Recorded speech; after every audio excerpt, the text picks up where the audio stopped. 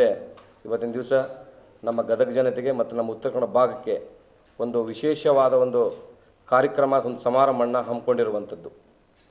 ಕಾರ್ಯಕ್ರಮ ಸಮಾರಂಭ ಏನಪ್ಪ ಅಂತಂದರೆ, ಮೊದಲಿಗೆ ನಮ್ಮ ಉಸಿರು ಫೌಂಡೇಶನ್ ತಮಗೆಲ್ಲ ಗೊತ್ತಿರುವಂಥ ವಿಷಯ. ಉಸಿರು ಫೌಂಡೇಶನ್ 2016ರಲ್ಲಿ ಬೆಂಗಳೂರಿನಲ್ಲಿ ನನ್ನ ಏನೋ ಒಂದು ಉದ್ದೇಶ, ಒಂದು ಉತ್ತಮವಾಗಿ ಏನೋ ಒಂದು ಮಾಡಬೇಕು ಜೀವನದಲ್ಲಿ ಅಂತ ಇಟ್ಕೊಂಡು ಅಲ್ಲಿರುವಂಥ ನನ್ನೆಲ್ಲ ಸಂಘಟಕರನ್ನು ಸೇರಿಕೊಂಡು ಈ ಫೌಂಡೇಶನನ್ನು ಹುಟ್ಟಾಕಿದ್ದು ಅಷ್ಟೇ ಸರಿ. ಹೆಚ್ಚು ಕಡಿಮೆ ಇಲ್ಲಿವರೆಗೂ 10 ವರ್ಷಗಳ ಕಾಲ ನಡೆದು ಬಂದ ಹಾದಿ ಇವತ್ತು 10ನೇ ವರ್ಷದ ದಶಮಾನೋತ್ಸವ ಮತ್ತು ಸಂಭ್ರಮೋತ್ಸವ ಕಾರ್ಯಕ್ರಮ ನಾವು ಗದಗಿನಲ್ಲಿ ಹಮ್ಮಿಕೊಂಡಿರುವಂಥದ್ದು.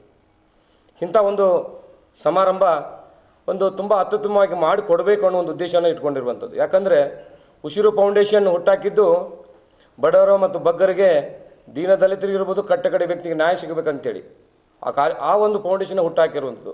ಒಂದು ಸಣ್ಣ ವ್ಯಕ್ತಿ ಕಡೆ ವ್ಯಕ್ತಿಗೆ ಒಂದು ಉಸಿರನ್ನು ನೀಡಬೇಕಂತೇಳಿ ಏನು ಸೂರ್ಯಚಂದ್ರ ಎಷ್ಟೋ ನಿಷ್ಠೆಯಿಂದ ನಮಗೆ ಏನಿದ್ದಾರೋ ಅದೇ ರೀತಿ ಒಂದು ಉಸಿರು ಫೌಂಡೇಶನ್ ಹುಟ್ಟಾಕಿರುವಂಥದ್ದು. ಅಂಥ ಒಂದು ಉಸಿರು ಫೌಂಡೇಶನ್ ದಿವಸ ಇವತ್ತು 10ನೇ ವರ್ಷದ ಕಾಲಘಟ್ಟದಲ್ಲಿ ನಾವೆಲ್ಲ ಬಂದು ನಿಂತ್ಕೊಂಡಿರುವಂಥದ್ದು.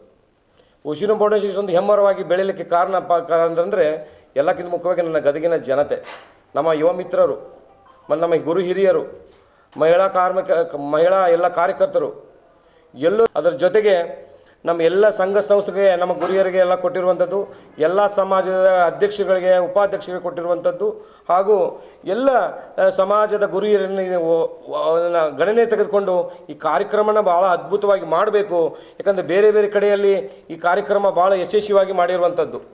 ಹಾಗಾಗಿ ಇದಕ್ಕೆ ಮುಖ್ಯ ಅತಿಥಿ ಕಿತ್ತೂರು ಕನ್ನಡದ ಜನಪ್ರಿಯ ನಾಯಕರು, ನಮ್ಮೆಲ್ಲರ ಹಿರಿಯರಾಗಿರುವಂಥ ಶ್ರೀ ಸಿ ಪಾಟೀಲ್ಜಿ ಅವರು ಕೂಡ ಈ ಕಾರ್ಯಕ್ರಮಕ್ಕೆ ಬರ್ತಾ ಇದ್ದಾರೆ. ಮುರುಗೇಶ್ ನೀರಣ್ಣನವರು ಕೂಡ ಈ ಕಾರ್ಯಕ್ರಮ ನಾನು ಬರ್ತೀನಿ ಅಂತ ಕೂಡ ಒಪ್ಕೊಂಡಿರುವಂಥದ್ದು. ಅದಾದಮೇಲೆ ಮೋಹನ್ ಅವರು ಸ್ವತಃ ಈ ಏನು 500 ಜನ ಮಕ್ಕಳನ್ನ ಕರೆದುಕೊಂಡು ಅವರೇ ಮೋಹನ್ ಸ್ವತಃ ಈ ಕಾರ್ಯಕ್ರಮಕ್ಕೆ ವೇದಿಕೆಯಲ್ಲಿ ಕೂಡ ಅವರು ಇರ್ತಾರೆ. ಮೋಹನ್ ಅವರು ಕೂಡ